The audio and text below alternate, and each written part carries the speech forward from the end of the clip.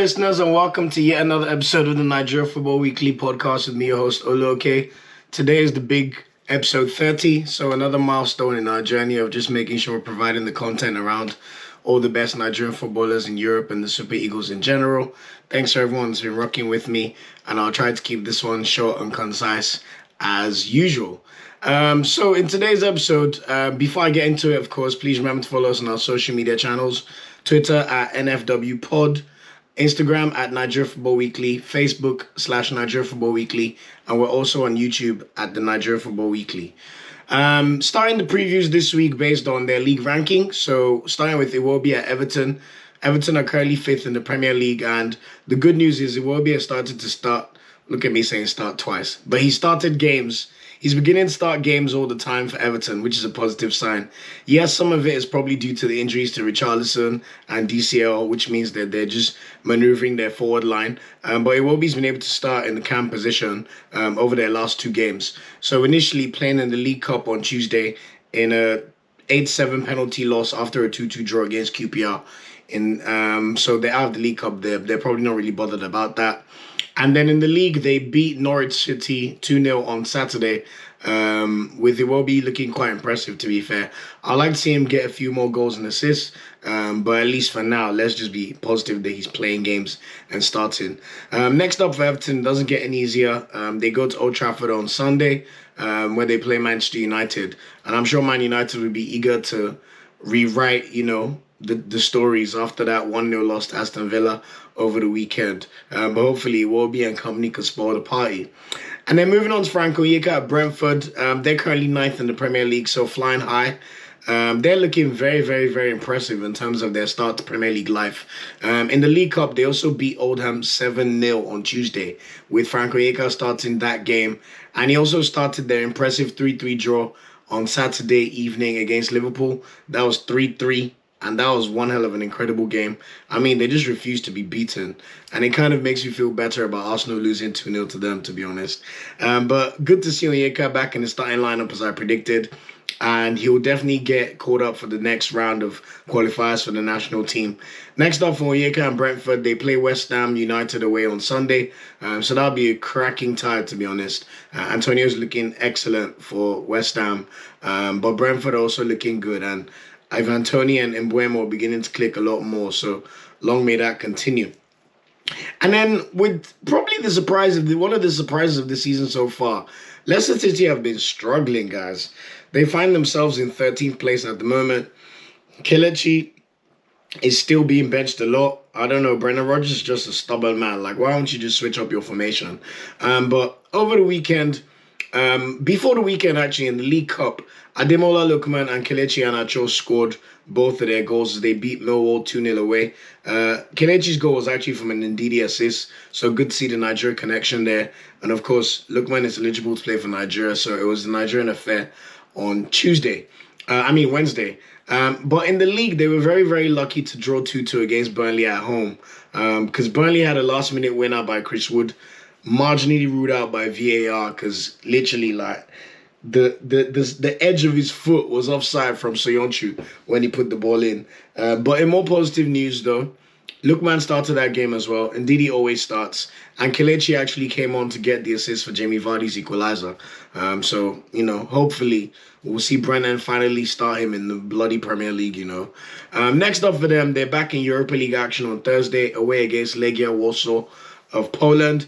And then in the league, they'll be playing Crystal Palace away on Sunday. So that should be a tasty affair. Crystal Palace literally just drew 1-1 earlier tonight on Monday against Brighton, with Neil Maupay scoring a last-minute equalizer, chipping the goalkeeper as well. That was beautiful to see. So I can't really call that one, especially with Leicester's dreadful form so far. And then finally, in terms of the Premier League boys, Emmanuel Dennis and Ekong continue to start in the Premier League. So over the weekend, they drew 1-1 against Newcastle at home, with Etebo actually replacing Emmanuel Dennis for the final 15 minutes of this game. In all honesty, Newcastle should have won this one, to be honest, because Alain Saint-Maximin was incredible. He created so many chances for Newcastle, and if his teammates knew how to put the ball in the back of the net, it could have been a very, very different story. Last minute of the game, he put through Jacob Murphy, who was one-on-one. And honestly, you need to go see that shot because it's one of the worst things I've ever seen in my life. But prior to that, they also played in the League Cup on Tuesday, but they lost 3-1 at home as they pretty much rested all their starters. So all our Nigerian players were rested, apart from Dennis, who came on for the final 10 minutes of that game. But in the Prem, next up for them, another tough one. They go away to Leeds United on Saturday. To be fair, Leeds United are still looking for their first win of the season, so it might be one of those ties that is too hard to call. You know, Ismail Assar's currently in good form, and Rafinha's in great form as well for Leeds, although I don't know what his injury status is going to be because he was a doubt for the game against West Ham, although he did score eventually. He's just magic, man. I love Rafinha. He's probably one of my favorite players in the Premier League by far right now. But that's it in terms of our Prem contingent. In the Championship, Semi Ajayi's West Brom currently sit in second place.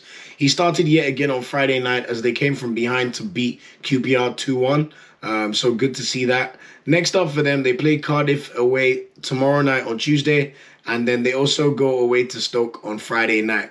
How many times do you hear about, can you do it on a Friday night at Stoke City? Or was it Wednesday night they used to say? But anyway, we'll see how West Brom fare in those two games. And then the Reading contingent in terms of players that could play for Nigeria.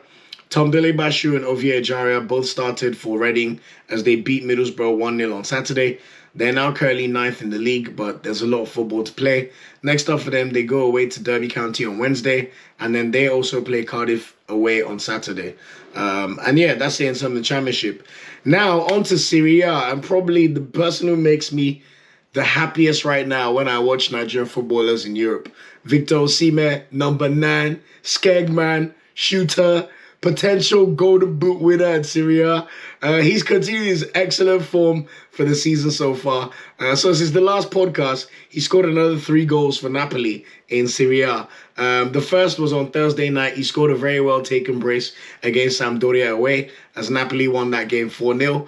And then on Sunday night, he scored the opener at home against Cagliari. It was a routine 2-0 win for Napoli, and he probably could have scored more. But that he's taken his tally to 6 goals in his past 4 games. I mean, that's just incredible. And he's got 4 goals in Serie A so far. To be honest with you, I might just put a cheeky tenner on Osimhen to be top goal scorer. If Immobile doesn't... If only he took penalties, because Immobile kind of cheats with all the pens he takes for Lazio. Meanwhile, Insigne takes the penalties for Napoli. In fact, Napoli's second goal was because Osimhen got fouled in the box. Like, Diego Godin just whacked his ankle. Man, Insigne stepped up to take the pen. So far, so good for Napoli. They played 6 games in Serie A. They've won all 6, including beating Juventus. So they'll definitely be there or thereabouts for the Scudetto. And boy, would that be exciting for Osimhen, especially after he had to watch his former Lille teammates win Ligue 1 last season and miss out on the Champions League in the last day of the season to Juventus. So if they could get back to the Champions League and even win the Scudetto, that would be one hell of an achievement. And like I said, he might just win the top goal scorer in Serie A. Next up for him, though, back to Europa League action on Thursday against Spartak Moscow at home. Maybe he'll get rested, I don't know. But then in Serie A, they go away to Fiorentina on Sunday. So that should be another tasty tie to watch. And then Ola Aina's Torino, they're currently in 9th place in Serie A. He started their 1-1 draw against Lazio on Thursday night. However, he was not in the squad earlier tonight as they drew 1-1 away to Venezia. I don't know if that's injury-related or COVID-related or if he's just being rested. But next up for Ola Aina is the big one, the Turin derby. Torino against Juventus. Torino, the home team. So hopefully they could keep up their good form because Juventus have been a bit shaky this season. And then David Okereke and Terem at Venezia. Venezia are struggling. I mean, they've got a nice kit, but in terms of performances, boy, oh boy, they leave a lot to be desired. They lost 2-0 to AC Milan away on Wednesday. Ebuehi started that game and Okereke came off the bench. And then the roles were reversed over the weekend. Earlier tonight on Monday, because Venezia played Torino in a 1-1 draw with David Okereke starting the game and Ebuehi coming on as a sub. At the moment, they're in 18th place in Serie A. They've got 4 points so far of their 6 games, and they've lost 4 of their first 6 games. So it's not looking great, but at least they'll drip or drown, you know, or drip while drowning, as they say. But next up for them, they play Cagliari away on Friday. So hopefully that could be a game where they could at least get a draw or a credible result in some way, shape, or form. And then speaking of people struggling in Serie A, Salernitana, who've got Simino Anko and Joel Obi, Oh my God, they are buried at the foot of the table of Serie A, bottom last. So Onuachu started their last game initially on Wednesday and the weekend. During the midweek last week, and Joel Obi was an unused sub as they got their first points of the season in a 2-2 draw at home to Verona. And then both players came on for the last 26 minutes on Sunday as they lost 1-0 away to Sassuolo. So it's not looking good. 6 games, 5 losses, 1 draw. Simi's not even necessarily starting all their games, and he's yet to score for his new club. But, we continue to maintain hope. Their next game is against Genoa at home on Saturday, so hopefully that could be an opportunity for him to get himself back on the score sheet and score his first goal of the season and for his new club. Moving on to the Bundesliga, Taiwo Awoni's Union Berlin are in 8th place at the moment, and they beat Arminia Bielefeld 1-0 on Saturday, with Taiwo Awoni's substitute replacement, Kevin Behrens, actually scoring the winner in the 88th minute. So Awoni's on a bit of a mini goal drought after starting the season excellently. But next up for his club, Union, they play a UEFA Conference League tie against Maccabi Haifa of Israel on Thursday. For the keen observers, that used to be one of Yakubu Ayegbeni's clubs. And then in the Bundesliga, they go away to Mainz on Sunday. Kevin Akpoguma, Super Eagles centre-back, hopefully he'll get caught up for the next round of qualifiers, which we should expect an announcement at some point this week. His Hoffenheim team beat Wolfsburg, who were topping the table 3-1 at home. Akpoguma did not start the game. He came on for the final 11 minutes of that match. So hopefully we can see him get back into the starting lineup. But next up for Akpoguma and Hoffenheim, they go away to Stuttgart, which is always a very, very difficult game. And then finally, in terms of Bundesliga contingent, Dixon Abiyama at Greuther Fürth, they are bottom of the table in Bundesliga. We didn't really have much high hopes for them. I was even surprised seeing Nigerian on their team when I first found out about Abiyama. But it didn't get any easier for them. On Friday night, they faced Bayern Munich. Abiyama came on for the last 23 minutes as they lost 3-1. No goals yet for him in terms of Bundesliga, but we keep pushing and we'll keep watching his progression. Next game for his club, they play Cologne away on Friday. And then moving on to Ligue 1, I have to say, Moses Simon has started the season excellently, guys. He got yet another assist on Wednesday to take his tally of assists to 6 in Ligue 1. So he's by far the best creator in the league so far this season. Nantes won that game 3-1 at home to Brest. And then over the weekend, he opened his goal-scoring account for the season, although Nantes lost the game 3-1 to Reims away. But in terms of form, Moses Simon is undroppable for both club and country right now with the way he's playing. And let's see how he gets on in their next game, which is against Troyes at home on Sunday. And then also Samuel Kalu at Bordeaux. He came on as a sub for their last 2 games since the last podcast. Both of those games were successive draws. They initially drew 3-3 to Montpellier away on Wednesday, with Samuel Kalu actually coming on to score the equalizer with 5 minutes to go. So shout out Samuel Kalu. I think that's his first league goal of the season. And then on Sunday, they drew 1-1 against Rennes. So they're struggling. They're like 16th at the moment in Ligue 1, but there's still a lot of football to be played. And it doesn't get any easier for them because their next game is at the Principality. They play Monaco on Sunday. And then speaking of my boy Terem Moffi, very, very, very, very impressive week for Lorient. Lorient are currently 6th in Ligue 1. Firstly, they beat Nice 1-0 on Wednesday at home. So this is one of the big teams. Gaultier was the manager of Lyon last year when they won the title. So for Lorient to win 1-0 at home is a great, great result.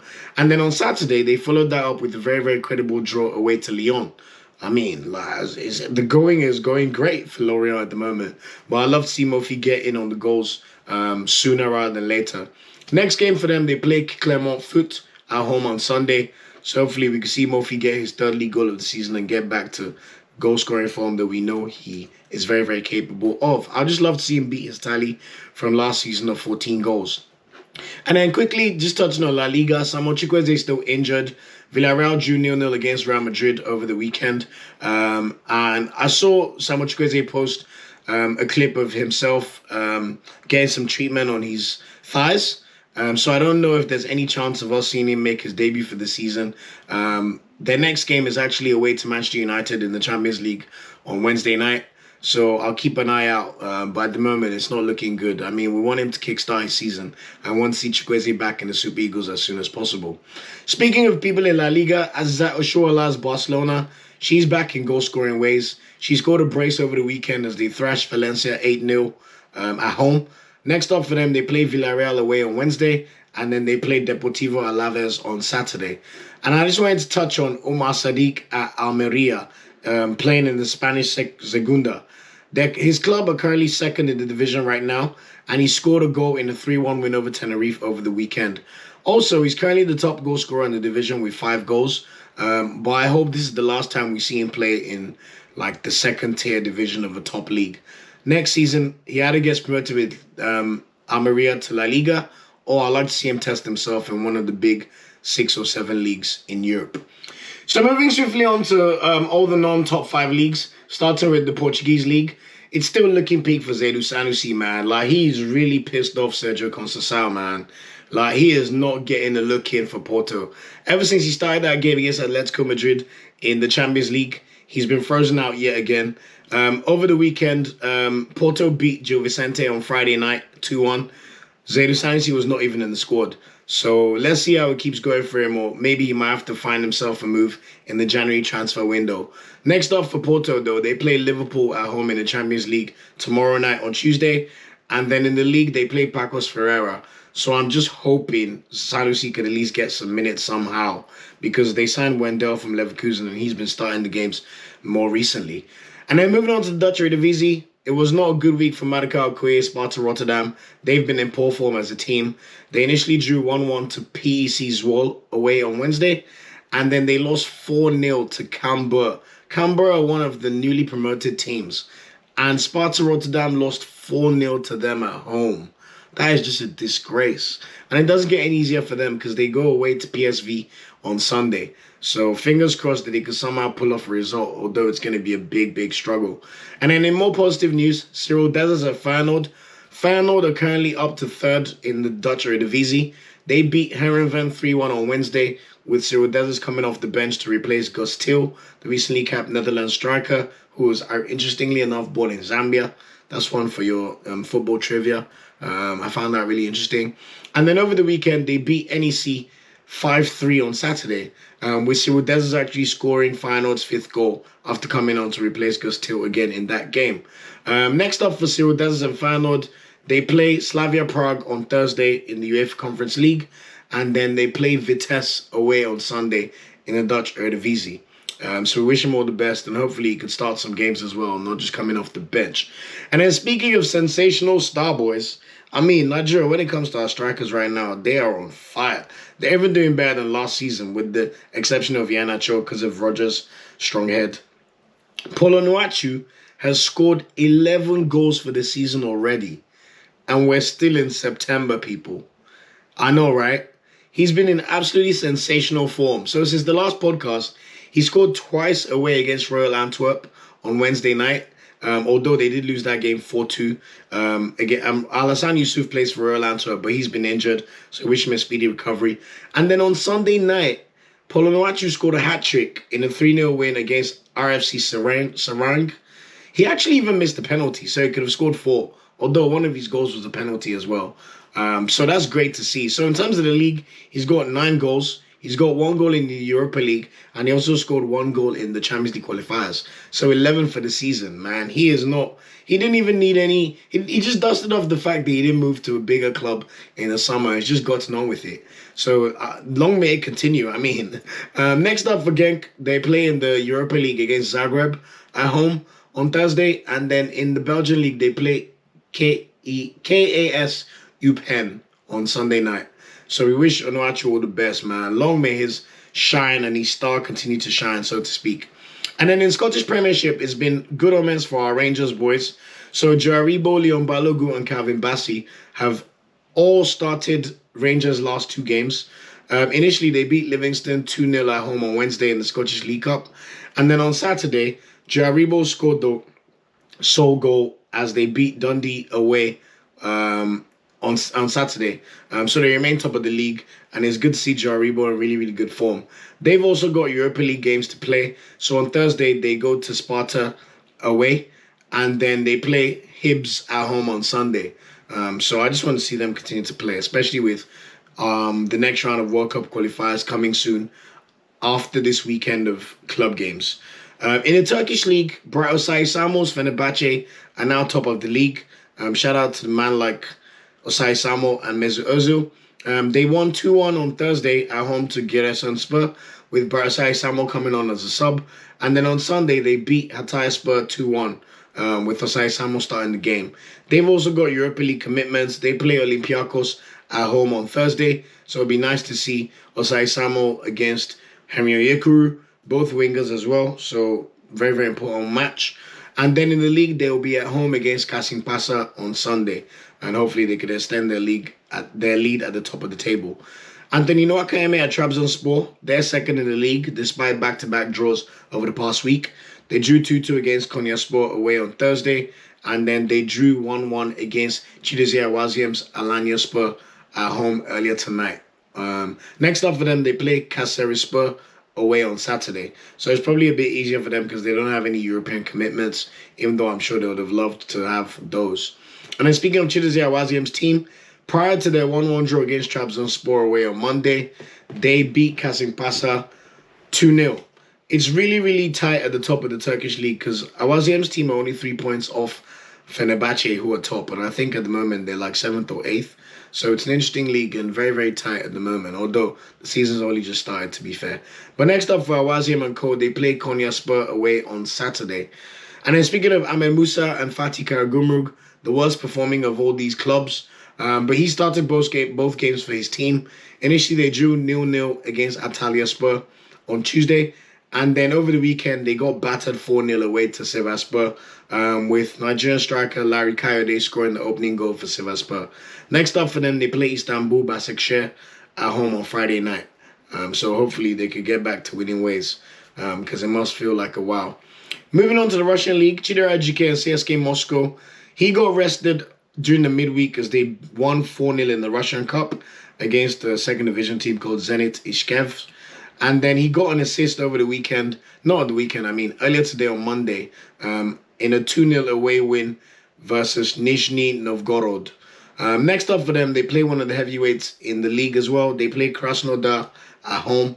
Krasnodar, you famously remember, their home stadium is where the Super Eagles beat Argentina 4-2 when Iwobi scored those excellent goals. So just for any trivia questions out there, that's why I remember Krasnodar for all the time.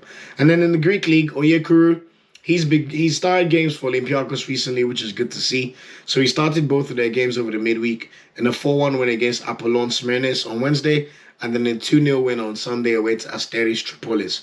Also, they're now top of the league, which is just standard for Olympiacos anyway. But next up for them, they play Fenerbahce away on Thursday in the Europa League. And then it's one of the big derbies in Greece, with them facing Panathinaikos at home on Sunday. Just to round up, in Sweden, Innocent Bonke has also been starting games for Malmo. He started both of their last two games, which are both wins. 1-0 against Elfsborg on Wednesday, and then also a 5-1 win on Saturday at home to Orebro. I also know there's been a player called Anthony Amo. I'm going to start covering him next week because he's been doing bits for a team called Hammarby. Next up for Innocent Bonke's Malmo, though, back to Champions League activities. They play Zenit St. Petersburg away on Wednesday night, and then they'll be in club action against Mjällby at home on Sunday. And finally, in terms of our European leagues, in Cyprus, Abdullah Sheu and Yaya Temwen continue to start games for Omonia Nicosia. They started in a 1-1 draw against Paphos FC at home on Sunday night. Francis Zoho is now Omonia Nicosia's backup goalkeeper. So I don't know if that was necessarily a good move because he's definitely not doing himself any favors in terms of benching Marco Okoye in the national team when he can't even get minutes for his club. But hopefully that situation changes very, very soon. They've also got European commitments this week in the UEFA Conference League. On Thursday, they play Karabag. You remember that name because they were in the Champions League, I think, last season or the season before. And then they play Olympiacos Nicosia away on Sunday. In terms of star boys, it's going to have to be shared. Onuachu with his 5 goals in 2 games. 11 goals in all competitions. What more is there? What more can you say? What more is there to say? But even more impressively for me, Victor Osimhen, considering the strength of the league. Serie A, Napoli are flying. 6 wins from 6. Osimhen's got 6 goals in his last 4 games. 3 goals in his last 2 games. And he's beginning to look like someone who could be a contender for that top goal scorer, as I mentioned. I hope he could just continue the great form that he's shown so far. But Victor Osimhen is definitely my main star boy. But big shout out to Onuachu, because scoring a hat-trick is no easy feat whatsoever. In terms of Super Eagles news to be aware of, the Super Falcons unfortunately lost. They were comprehensively beaten 4-2 by South Africa in the final game of the Asha Buhari Cup on home soil. They were down 3-0 and managed to claw it to 3-2 before South Africa won a late penalty to put the result beyond doubt. To be honest, South Africa were the better team. So hopefully it's a clear warning to the Falcons to step their shit up, because South Africa definitely look like the best team on the continent right now of that display. And as I mentioned, after the next set of football games this midweek and weekend, we'll then have another international break with Nigeria facing Central African Republic, both home and away. No disrespect, Central African Republic, but we should be winning these games quite easily, to be honest. When I do the review of all the weekend games and this midweek games, I'll also be previewing the games against Central African Republic. And we would expect the squad announcement to drop anytime this week. So hopefully we can see the usual suspects in there and maybe even a few surprises, which I'll definitely cover. And in terms of games to watch and ones to watch in particular, Victor Osimhen, we want to see our number 9 continue his great run of goal-scoring form. Spartak Moscow on Thursday. Maybe he'll get rested.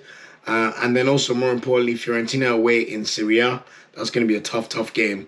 Onuachu, can he improve on his 11th goal of the season?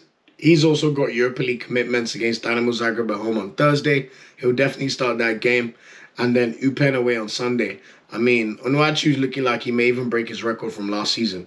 Alex Iwobi playing against Manchester United away. Hopefully he starts again for the 3rd successive game. That'll be beautiful to see. And hopefully he could even chip in with an assist or a goal. Terem Moffi is riding high with Lorient. They're in 6th place at the moment. But we want to see him get back into goal-scoring action against Clermont, who are one of the promoted sides from Ligue 2 this season. They're doing quite well in Ligue 1, to be fair. But you like to fancy Lorient's chances playing at home. Moses Simon's been one of the standout players in Ligue 1. It's just a shame he plays for Nantes, so he probably won't get the coverage he deserves. But he leads the goals assist charts with 6 assists so far, and he plays against Troyes on Sunday. So that'll be another good opportunity for him to add to his goals and assists for the season. And then our Rangers contingents, all 3 of them started: Joe Aribo, Leon Balogun, and Calvin Bassey. I think Calvin Bassey could potentially be a option, especially with the issues Zaidu Sanusi is having, and the fact that at the moment we have to start Jamilu Collins, who's not even playing in the top league. He's in the 2nd division in Germany, which is not good enough in my opinion, even though he did play well against Cape Verde. So hopefully we can see the Rangers lot continue their good form and start games against Sparta away on Thursday, and then against Hibernian at home on Sunday. And that's it for this episode of the podcast. I mean, really standout performances, particularly from Osimhen and Onuachu. Please remember to subscribe to the podcast on all platforms you listen to. It's also on Audio Max, so please spread the word to your friends, wherever they are. And this episode is also, every episode is now on YouTube. So yeah, if you'd rather see what I look like and see the visuals, we also provide the content on there as well. Until next time, enjoy all the football, and we'll be touching on more Super Eagles content next week. Peace out. Thanks for watching this video. Please like, share, subscribe, and click the bell to get a notification whenever we drop a video. You can also find our social media channels listed below. And of course, up Super Eagles and Nigeriano they ever carry last.